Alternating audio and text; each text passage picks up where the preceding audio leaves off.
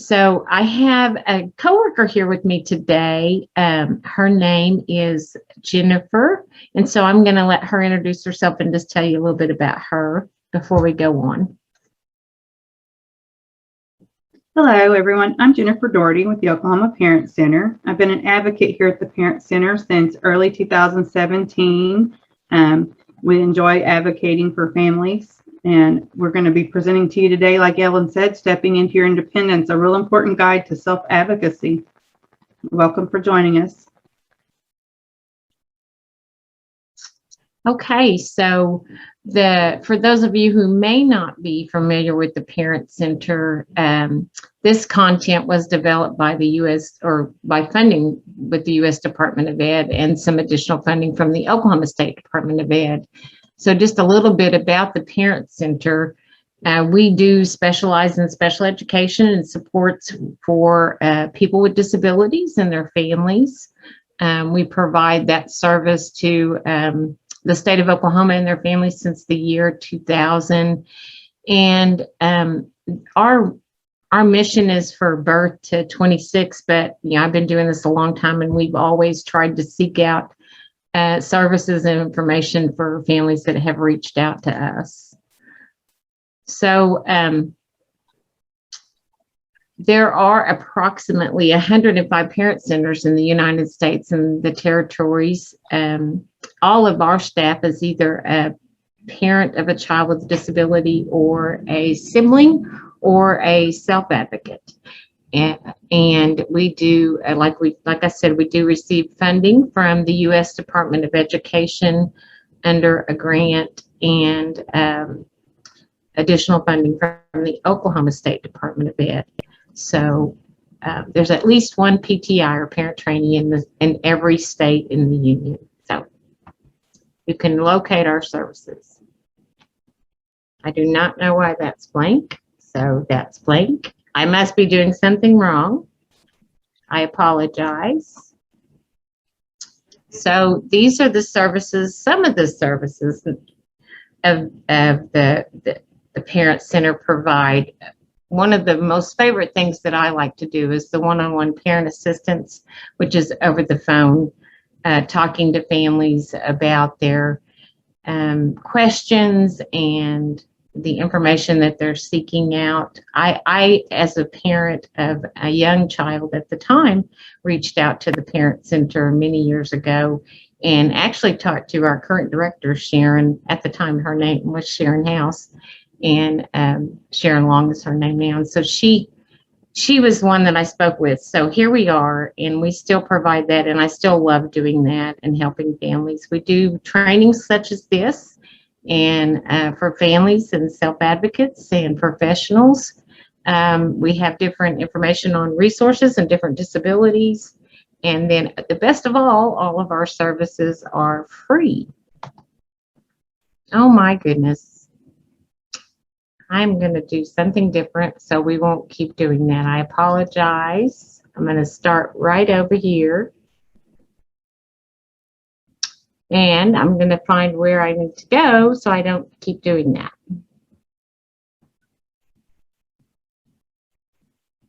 So I'm getting through to those ones that I added, unfortunately. Jennifer, do you mind just going over housekeeping real quick while I try to figure out, make sure I'm doing something right, not wrong?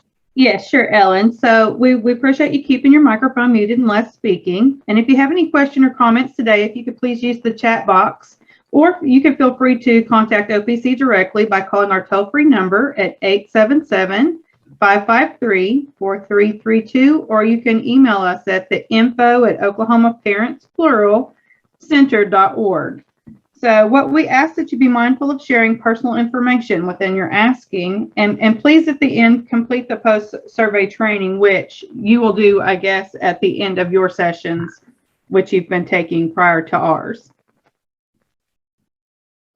Thanks so much, Jennifer. I appreciate it. That made me calm my nerves just a little bit. Maybe I won't continue to make mistakes. So it's okay, Ellen. Take your time. So the goal of the training today is we're going to briefly touch on the laws, Understanding Individuals with Disabilities Education Act, and some of the related laws that preserve the rights of individuals with disabilities. We're going to explore some self-advocacy behaviors and skills, and then hopefully get to those real-life applications and maybe some personal experiences.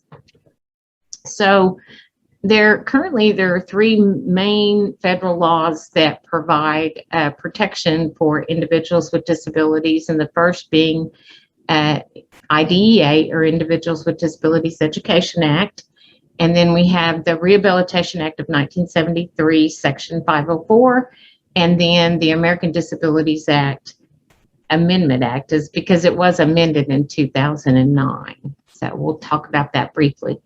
So we're first going to talk about the Individuals with Disabilities Education Act, or IDEA.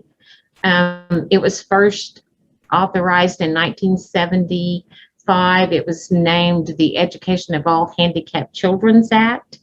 And then about every 4 years, it was re-amended.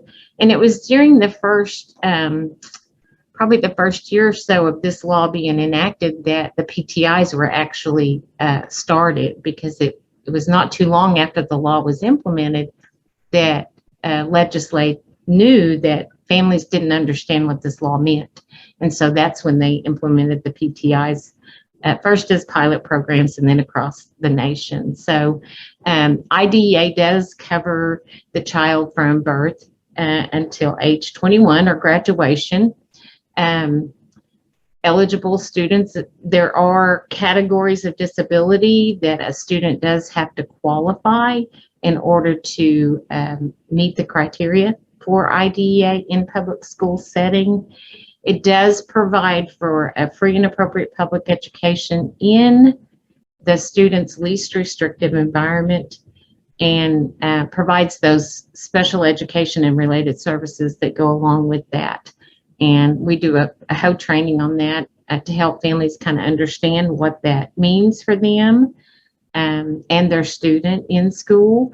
But I will tell you, as a parent of now a young adult, at this level right here, as soon as they start entering into school and they're old enough, and you feel like they're old enough to start understanding and finding their voice, it's right now is the time to start teaching them how to self-advocate, because it is so important, and you can never start too early. The next law we have that provides protections for individuals with disabilities is the Rehabilitation Act of 1973. This was actually the first law that was passed that provided protections for individuals.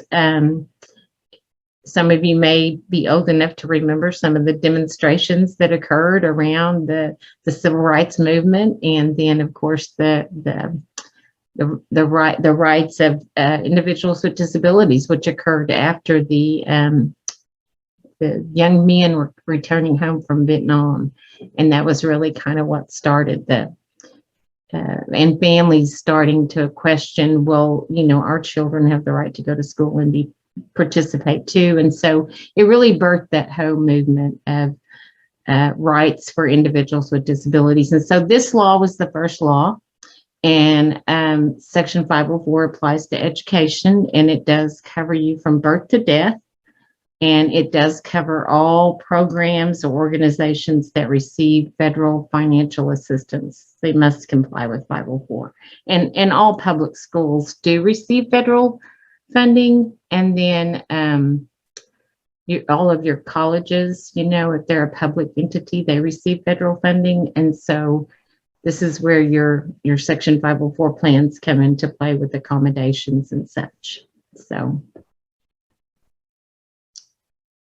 The last law is the American Disabilities Act, or the ADA. Don't ask me why the federal government do things like that, call it the American Disabilities Amendment Act. But what occurred was, of course, it was the first anti-discrimination law that provided reasonable accommodation for state and local government buildings and public accommodations for employment, transportation, telecommunication for the deaf and hard of hearing and blind and visually impaired. And so these were things that happened 1990. So it really, you can tell that the laws are fairly new. They haven't been around that long, and we are still moving forward with those. But I will say, as a parent myself, learning and understanding these three laws and how they intersected and assisted my individual with disabilities in my family, and quite frankly, in other settings, and as we progressed with individuals in my family that have aged and become elderly and needed services through some of the entities that we touched on. So this is all good information to have. These are the laws that provide protection for your student or your child that has disabilities. So before we go any further, I did want to mention that, in the public school setting under IDEA, and I might just go back just while I'm talking about it so you'll kind of understand where I'm coming from. At age 16 or ninth grade, whichever comes first for a student that is on an IEP or an individualized education program in the public school setting, that IEP should be driven by the transition plan. What does that student want to do when they exit high school? And there are some resources that I wanted just to touch on. And one of those I want to touch on briefly was, which is the session coming up next, is the DDS wait list, or the Developmental Disabilities Service Division. And the reason I want to mention it is because number one, it is a long wait list, but it is very important for families to know about this program. If you have an individual that has cognitive delay or intellectual disability.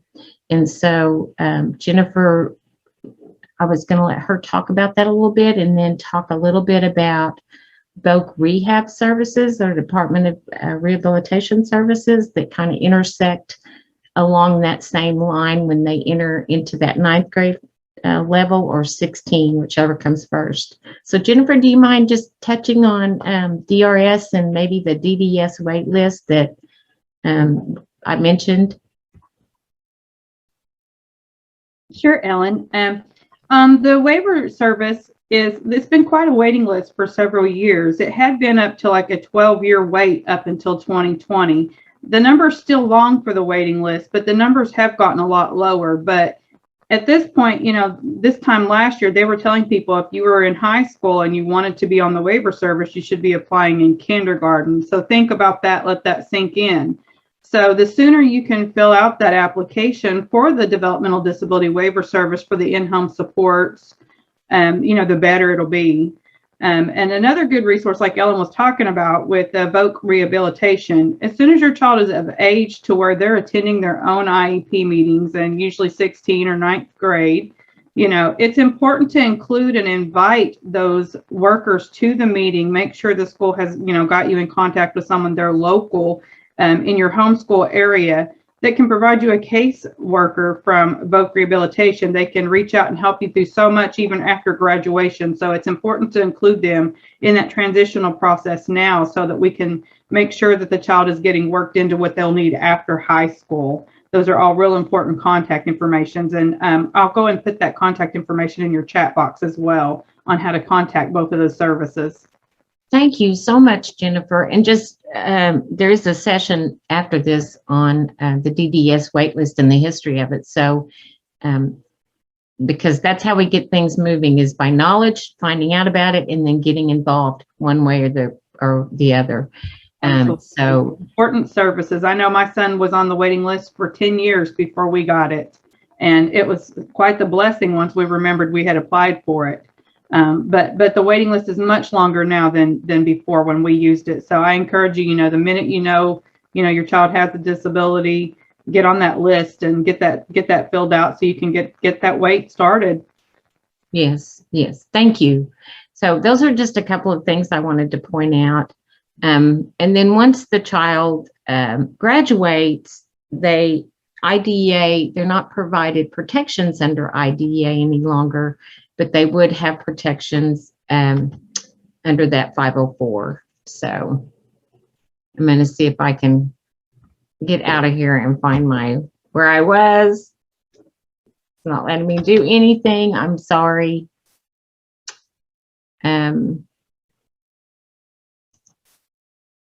I'm going to stop share for just 1 second and start back and just see if it'll let me. Yeah, you're on slide 12 when you get back to it. Slide 12. Yes, ma'am. If it'll let me go forward, it's just not letting me move advance my arrow forward. That's what there we go. I think this is where we were, as you said, Jennifer. Yes, ma'am. So, whoops, now it wants to move.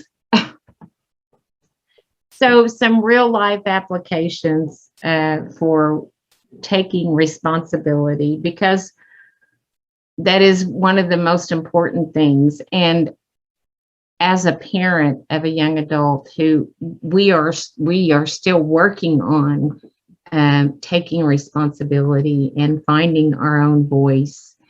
I will say that I tell parents often, especially if they're parents of young children, if it's difficult for your student to do it, leave the room if you have to, but let them try and attempt things. Let them make mistakes. I've been recently, I've been called a new name, which I totally agree with. I have been called the snowplow parent, which is what I was. And for those of you who don't know what a snowplow parent is, it is a parent who clears the way for their individual with disabilities. And in doing so, I'm going to tell you that as I was reflecting on doing this training today, I was thinking, one of the things I think I could mention is I have grown to learn to move away from and become independent from my fear of what Billy's world is going to look like, which is my son. And in doing so, I tried to clear that path for him, but I didn't let him have real life failures and consequences. I protected him for those. And that's not the right thing to do. I will tell you, it is best to let them learn, because that's how we learn. I, as an individual, I had to learn from my mistakes, and that's truly how we learn. So, but back to real life applications is, this student is 13 years old, in the 8th grade, and he, recently, I was at this meeting actually, and he attended this meeting.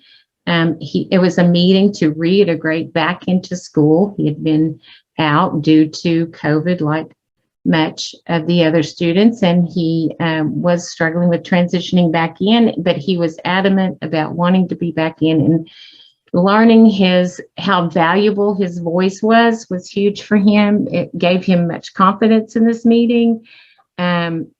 Just helping the student learn how to make those decisions for themselves, how to speak up, and taking responsibility for those outcomes. I recently had a conversation. I was telling Jennifer, 2020 was quite the year for all of us, as we all know, but it did provide me with some 2020 vision about my future for myself and for my son with disabilities, and moving forward with him, and that consequences are a real part of life, and that is something we have to learn. And I recently had a conversation with my son, that just because you're deaf and have a skin disorder and you're legally blind, you're not special.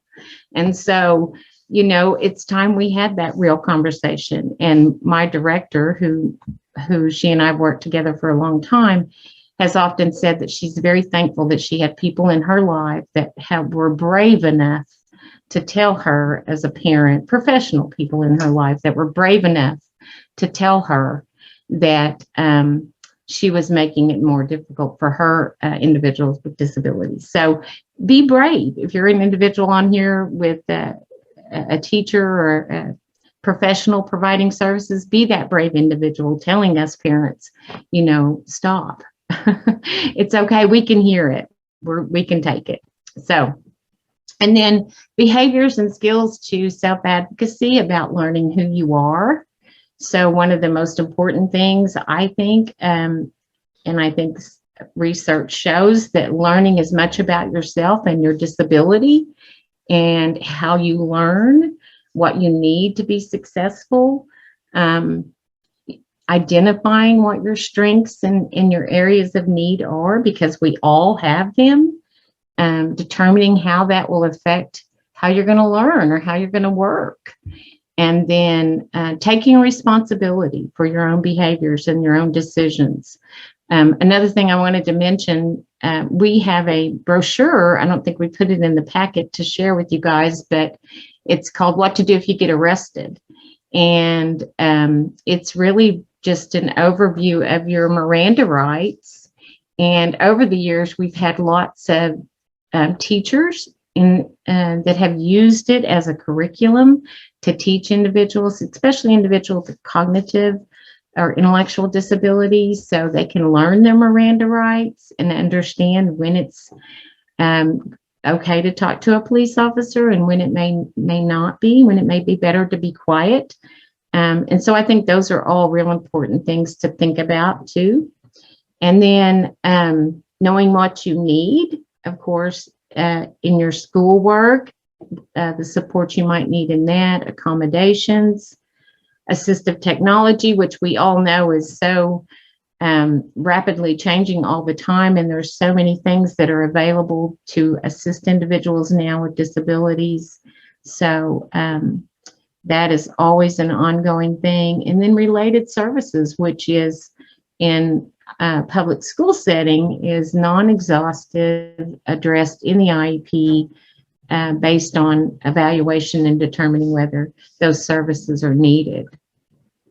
I noticed we have a lot of chat. I don't know if that's questions, if I need to stop for a moment, if we're doing okay. We're doing okay, Ellen. I've been following along. Everyone's putting where they're located at, and then okay, great. Shared the phone number and the links to the websites we discussed. Okay, all right. Keep going. You're doing good. And then behaviors and skills to self-advocacy. How do I get what I need? And I think that is, as a parent, that was one of when I first found out that Billy was profoundly deaf, learning where to go, what supports and services do I need to help him?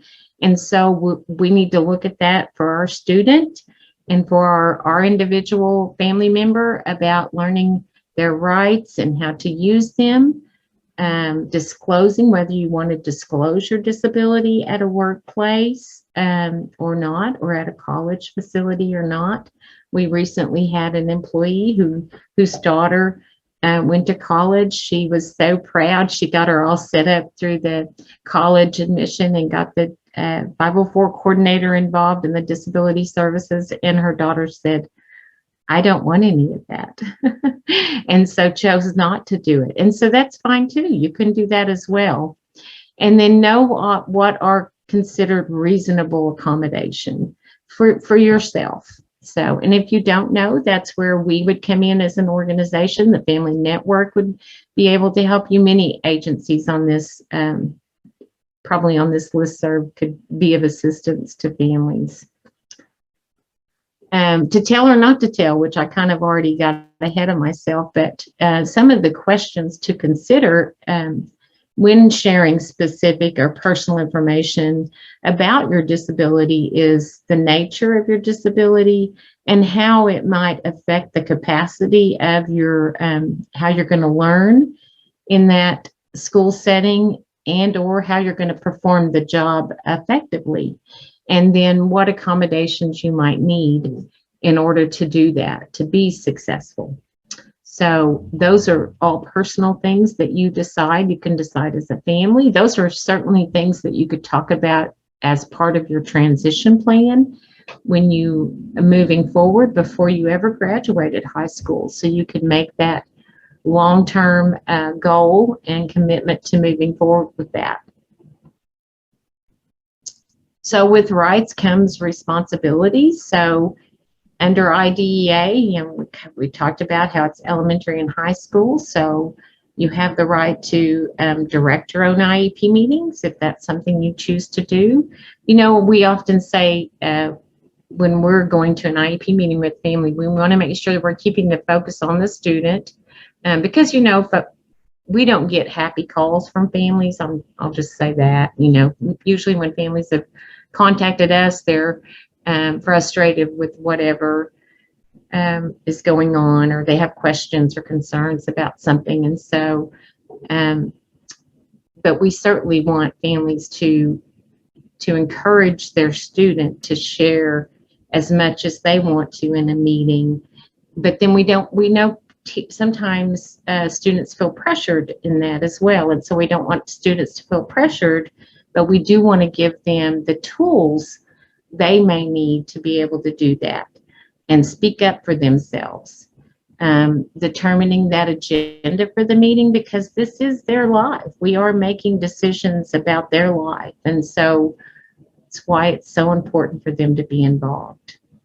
You might want to look at goals and draft some goals for yourself, identifying what you need, and then ask questions about things you don't understand, because not any of us have the answer for everything. We all need supports and have questions as we're moving forward. Even as long as I've been with the Parent Center and advocating and in the advocacy world, I still continue to learn all the time. And then, of course, post-secondary education. So if you're wanting to go to college or a 4-year or 2-year or a career tech program at one of your local career tech centers, you have the right to a non-judgmental setting to discuss your academic needs. Usually in the post-secondary level, there is 504 coordinators that are disability coordinators that you would speak with. They would work collaboratively with the staff. Now, this is why it's so important at the level of elementary, middle school, high school, to start learning to find your voice. Because if you're wanting to go to college, you're not going to have the expectation is quite different. When you get to a college level, the professor's not going to come up to you and say, oh, I understand you had an IEP in high school and now you have a 504 plan and you need these accommodations for my class. That's not going to happen. And so it's so imperative for you to know how to communicate effectively your needs and what accommodations you're going to need, and in a timely manner for you to be to have those needs met for your classes.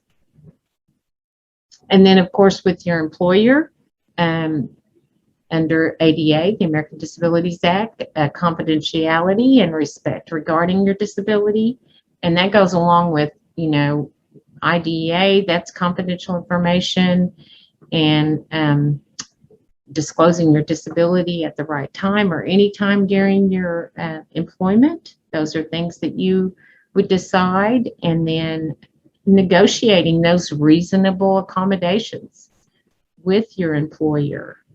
I know as advocating for, we serve a full range of disability, and so oftentimes, and I'm sure Jennifer can attest, we will sometimes have to look things up, what might be better for this particular student or not, but it always lies in with the family, because we knew our child first, we know them best. Congress made that clear when they first passed IDEA, or Individuals with Disabilities Education Act. That's why we're to be afforded meaningful participation, right, as parents at that level. But our rights go away when that student becomes 18 and they become their own adult. And hence what I said about my own independence away from my child, because that that truly can be more of a hindrance to the student than their own disability. And that's just speaking from my own personal experience. And I'm not pointing fingers at anybody. I can't even see anybody actually, but certainly I'm going to rip the Band-Aid off. So if you're doing that, stop. If you want to talk to somebody, call me. I'm happy to talk to you because I am living it. I've lived it for a long time. And so I do want to help you with that process. If you have questions or you quite frankly don't know where to start, because parents, we do go through roller coasters of a ride with our individual family members. So we're all in different places in our advocacy and in our advocacy walk and in our education for what we know and what we're able to teach our students ourselves. So in social situations, which is often one of the areas where kids struggle the most, because even when we're trying to encourage them to conduct their own IEP, they're too shy or backward. But now with the social media and phones and everybody, I know with my son being deaf, the cell phone, the smartphone just changed his whole life as far as connection with family far away and close by. Because we are a hearing family, he's a deaf person in a hearing family. So, it opened up a whole world for him, and I'm sure it did for many students. And with assistive technology and the availability of all different types of things to assist in the classroom, we can look at social situations as well. I'm sure Jennifer probably has a social situation that she's worked with recently that she could share. I know with myself, just teaching sometimes how to have polite disagreements and so forth. So we have to be ready as individuals with disabilities to be treated fairly, have the right to be treated fairly and with non-discriminatory manner, be able to have confidentiality explained to us in a way that we can understand it.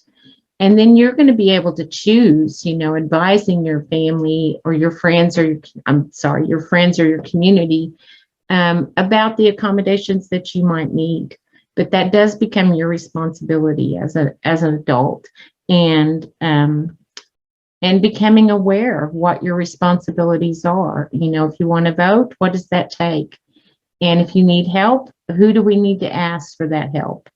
Driver's license, registering for the civil service, so forth. Anything that as an adult, I often bring about, we prepare kids for many things, but sometimes we forget the simplest of things, such as common sense of preparing simple meals and so forth, and how to turn off a hot water heater or something if there's an emergency situation. So there's always areas to look at in providing and helping that student become their own self-advocate. So let's see. I knew I was going to go through this too quick. I'm about 20 minutes, it looks like, early, but that does give us some time for some questions and answers. And then Jennifer may have something she wants to add or not, I don't know. And we'll just kind of go from there.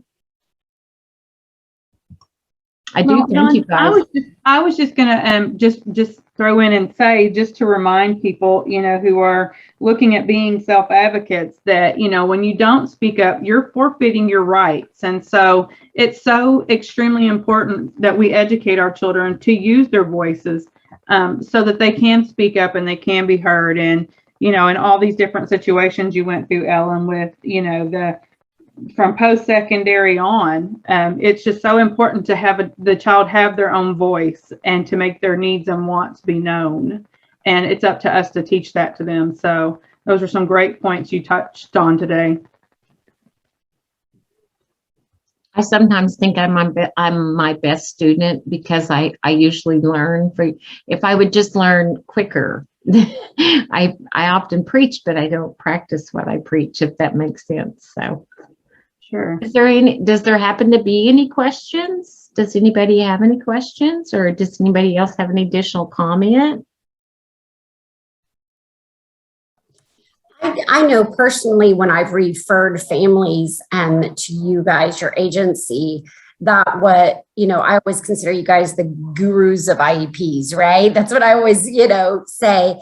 But I know that families have talked about how much they appreciate you actually going to those IEP meetings and helping them advocate that, especially when there's those issues that have to do with maybe behaviors and being kicked out of school, or you guys are very good at navigating that process for the parents. So I just want to applaud you and kind of give you that round of applause. I should say that is definitely well received, so the parents that are on here know that is something that you do. And even saying to the parent, when you're experiencing that really tough challenge maybe with your child in a school, it's really helpful, I feel like, when you say, I've spoken with Oklahoma Parent Center and they have offered to come advocate with me. Even sometimes saying that just shows that you're very knowledgeable, right? Mm-hmm. And that they know, oh, wow, they know what they're talking about. So it's a vital resource. So you guys do a great job. Well, thank you, Erin. I have to echo that. I think we do help families find their way around the process. And that's one of the things we really pride ourselves on, because as educators, oftentimes we forget about the acronyms and things that we use in the special education and those related laws that come along with it and what it really means. And so I think it often we have to find our tribe, right? And where we fit in and what's going to work best and what help we're going to get and where we're going to get that help. And we are number one in that. Our mission is to help families navigate this whole process. So Jennifer, did you have anything you wanted to add to that? No, you have a question in the chat box though that says, what if you're scared to speak up and you don't know what to do on your own?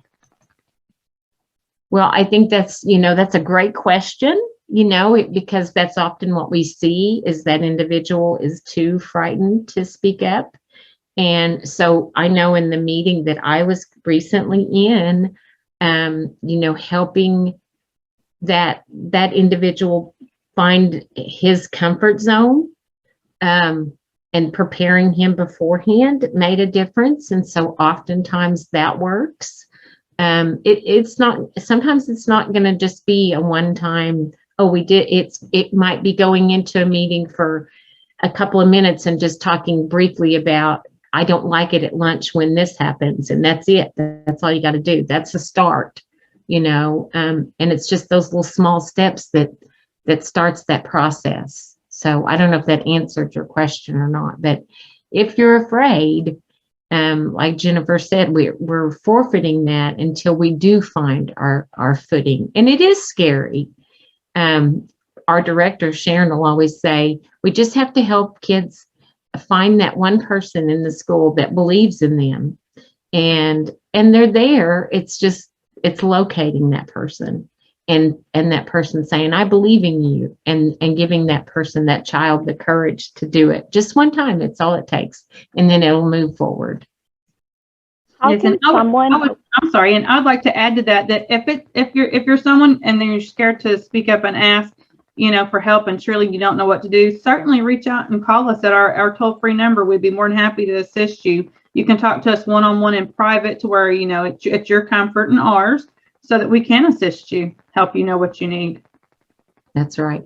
I think somebody else had a question or a comment. Somebody.